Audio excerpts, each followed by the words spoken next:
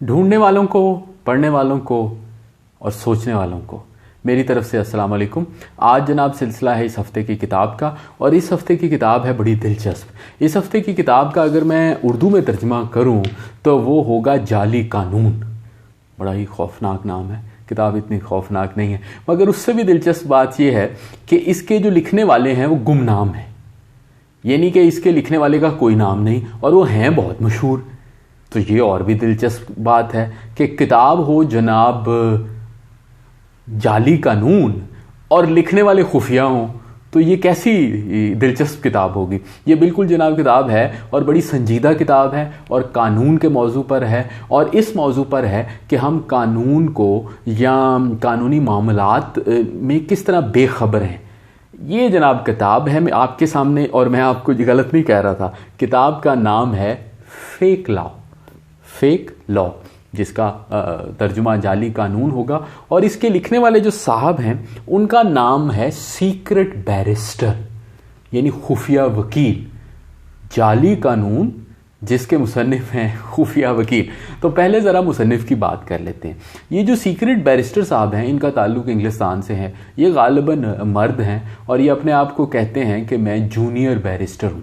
अच्छा, इंग्लिस्तान में जो वकील होते हैं उनकी दो किस्में होती हैं, एक को बैरिस्टर्स कहते हैं, एक को सोलिसिटर्स कहते हैं। बैरिस्टर जो हैं वो अदालतों में पेश होते हैं, और अक्सर बैरिस्टर जो बार एट लॉ हमारे कायदे आज़म भी थे और उसके बाद बहुत सारे हमारे सियासतदान और मशहूर लोग भी रहे हैं, तो वो बैरिस्टर होते हैं जो अदालतों में पेश होने का इम्तिहान देते हैं। मगर वहाँ पे सोलिसिटर्स भी होते हैं जो केस तैयार कराते हैं। तो ये जो साहब हैं ये अदालतों में पेश होने वाले वकील हैं, और इन्होंने किया ये कि इन्होंने एक ब्लॉग लिखना शुरू कर दिया।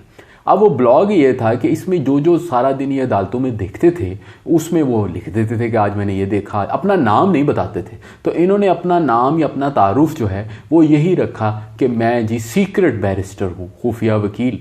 और वो ब्लॉग बहुत ही मकबूल हुआ क्योंकि उसमें बड़ी सच्ची सच्ची बातें लिखी थी, और वो उसको फिर बरतानिया में टॉप ब्लॉग का अवार्ड मिला, और उसके जो ब्लॉग्स थे उनको इकट्ठा करके एक किताब लिखी गई। वो किताब भी मेरे पास है, मैंने पढ़ी है, मगर वो प्रिंट की फॉर्म में मौजूद नहीं है, वो PDF में है। तो उस किताब, पहली किताब का नाम है secret barrister how the law is broken, कि जनाब खुफिया बैरिस्टर साहब ने बताया है कि कानून कैसे कैसे मतलब नाकाम है। तो अभी इनकी ये नई किताब आई है, बिल्कुल नई। तो मैं इसका इंतज़ार कर रहा था, तो मैंने इसको ऑर्डर कर दिया रीडिंग्स जो लाहौर में है वहाँ पर, और उन्होंने मुझे ये डिलीवर कर दी। तो ये बिल्कुल अभी अभी आई है, और ये किताब का जो मौजू है वो पहली जो किताब थी सीक्रेट बैरिस्टर साहब की, वो इस मौजू पर थी कि कानून में क्या कमज़ोरियां हैं, क्या खामियां हैं, अदालतों में, दफ्तरों में लोगों को क्या क्या मसाइल हैं, क्या क्या परेशानियां हैं, और वो जो कानून के साथ एक ग्लैमर अटैच है वो कितना कुछ सही नहीं है।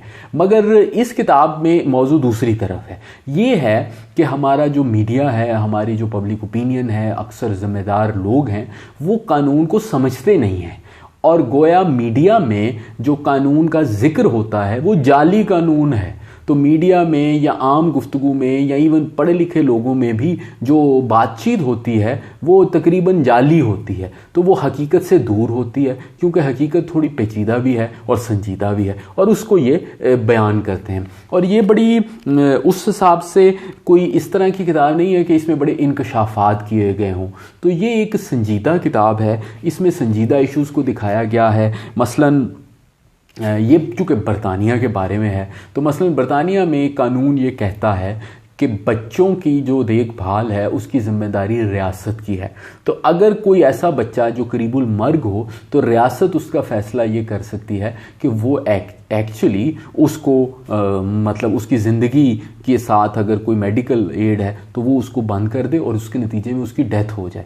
तो उसको इसने डिस्कस किया है कि ये बाज़ार बड़ा ज़ालिमाना काम लगता है। और बरतानिया में तो हुआ भी ऐसे कुछ साल पहले कि एक दो बच्चे थे जो कि इसी तरह सब मेडिकल सपोर्ट पे थे, تھے, جج نے آرڈر کیا کہ ان کی میڈیکل سپورٹ وڈرا کر لی جائے, اور اس کے بعد امریکہ تک اس کا طوفان ہوا, یورپین یونین میں ہوا, مگر اس کے پیچھے کوئی نہ کوئی جواز موجود تھا. اور برطانیہ میں اور دنیا کے اکثر مغربی ملکوں میں قانون یہ بھی ہے کہ بچوں کی جو ذمہ داری ہے وہ اپنے والدین سے بھی زیادہ ریاست کی ہے. تو اکثر والدین کچھ اور کہتے ہیں اور ریاست کچھ اور کہتی ہے, اور ریاست بچے والدین سے چھین لیتی. اب ایسا کیوں ہوتا ہے؟ اور اس میں پھر یہ ایکسپلین کرتے ہیں کہ اس کی وجہ ان کے بیسٹ انٹرسٹ ہیں, کہ الٹیمیٹلی اس کے انٹرسٹ کہاں پہ لائے کرتے ہیں. یہ ایک بنیادی اصول ہے. اچھا, اس کتاب میں بہت ہی زیادہ اچھی ڈسکشن ہوئی ہے کرمنل جسٹس سسٹم پہ. اچھا, کرمنل جسٹس سسٹم میں ہمارے ہاں بھی بڑی گفتگو ہوتی ہے, اور یہ سمجھا جاتا ہے کہ ظالمانہ سزائیں ہونی چاہیے. اور کرمنل جسٹس سسٹم کا جو بنیادی قانون ہے, بنیادی اصول ہے, وہ قانون میں مختلف ہے, عوام کی رائے میں مختلف ہے. عوام چاہتے ہیں کہ جس طرح جلدی سے جرم ہوا ہو اسی طرح جلدی سے سزا مل جائے, مگر قانون یہ کہتا ہے کہ جناب سزا دینے کے لیے ایک ڈیو پروسیس ہے, ایک باقاعدہ ہے, ایک طریقہ ہے, اور اس طریقے کے اندر لوازمات ہیں جس میں ایویڈنس چاہیے. پھر یہ بیان کرتے ہیں کہ لوگ کس طرح گلٹی اور ناٹ گلٹی کے فرق کو بھی نہیں سمجھتے. اگر کوئی بندہ عدالت سے ناٹ گلٹی ہے تو اس کا یہ مطلب نہیں کہ وہ بے قصور ہے, اس کا مطلب ہے اس کے خلاف ثبوت نہیں ہے. اچھا, اس کے علاوہ جو ایک برڈن آف پروف کا بڑا ذکر ہوتا ہے, بارے ثبوت کا, تو اس کے بارے میں بھی لوگ حیران ہوتے ہیں کہ یہ کیوں ہو رہا ہے. تو عموماً ہم جب کسی معاملات میں دیکھتے ہیں تو ہماری ہمدردیاں ہمیشہ وکٹم کے ساتھ ہوتی ہیں, لیکن جب ہم قانون میں جاتے ہیں تو پتہ چلتا ہے کہ قانونی نظام تو ملزم کے ساتھ کھڑا ہے, اور اس میں پھر سارے لوگ قانونی نظام کے خلاف چڑھ جوڑتے ہیں کہ قانونی نظام بڑا خراب ہے. قانونی نظام میں سقم ضرور ہیں مگر وہ اتنا خراب نہیں ہے, اور اس کے پیچھے صدیوں کی ایک لاجک ہے کہ جس میں آپ یہ نہیں کر سکتے کہ اگر ایک پل میں کوئی جرم ہو تو ایک ہی پل میں اس کی سزا ہو. اس کے نتیجے میں تو اینرکی پھیل جائے گی, بڑے مسائل پیدا ہو جائیں گے. اسی طرح ایک اور جس سلسلے میں ہم سارے قانون کے بارے میں بہت ہی زیادہ اعتراض رکھتے ہیں, اور وہ ہوتا ہے کہ ہم یہ کہتے ہیں کہ جی قوانین میں اور عدالتوں میں یا قانونی نظام میں دیر بڑی ہو جاتی ہے, سالوں لگ جاتے ہیں, 10 سال لگ جاتے ہیں. مگر ہم یہ نہیں سمجھتے کہ وہ جو سال لگتے ہیں اس کی بنیادی وجہ شاید وہ معاشرہ ہو جس میں بعض دفعہ پراپرٹی کے رائٹس ڈٹرمن نہ ہو رہے ہوں, جس میں ڈاکومنٹس نہ ملتے ہوں, کیونکہ زیادہ تر لوگ جو پراپرٹی کے معاملات میں ایک دوسرے کے خلاف عدالت میں جاتے ہیں وہ اکثر یا تو قریبی عزیز ہوتے ہیں یا کم از کم جاننے والے ہوتے ہیں, یا ایسے لوگ ہوتے ہیں جنہوں نے ایک دوسرے سے کاروبار کیا ہے. تو یہ جو ساری کتاب ہے اس کا موضوع یہ ہے کہ کس طرح ہم سب جو لوگ پڑھے لکھے خصوصاً ہیں وہ قانونی معاملات پہ اپنی ایک انفارمڈ اوپینین بنائیں, اسی طرح سنی سنائی پہ نہ چل پڑیں. کیونکہ اب آپ اگر میڈیا میں بھی دیکھیں اور اپنے ارد گرد بھی دیکھیں تو ہر وقت جرائم جو ہیں ان کا بہت تذکرہ رہتا ہے, اور اس کے ساتھ ساتھ ہماری یہ خواہش ہوتی ہے کہ جلدی سے جرائم کا خاتمہ ہو جائے, ہماری یہ خواہش ہوتی ہے جلدی سے انصاف ہو جائے, ہماری یہ خواہش ہوتی ہے کہ جلدی سے سارے لوگ جو ہیں وہ جیلوں میں چلے جائیں. تو یہ انگلستان میں بھی یہی خواہش ہے لوگوں کی, امریکہ میں بھی یہی خواہش ہے لوگوں کی, مگر جو عدل کا نظام ہوتا ہے وہ بڑا پیچیدہ ہوتا ہے, اور اس کی پیچیدگی کے پیچھے کچھ نہ کچھ وجوہات ہیں, کیونکہ جو نظام ہوتے ہیں وہ ایک توازن پہ چلتے ہیں. نظام جو ہیں وہ جوش پہ نہیں چلتے, وہ جذبات پہ نہیں چلتے, وہ لوگوں کی خواہشات پہ نہیں چلتے, وہ کم از کم اس چیز پہ چلتے ہیں کہ ایک تسلسل ہو, ایک یکسانیت ہو, اور اس کے ساتھ ساتھ برابری ہو.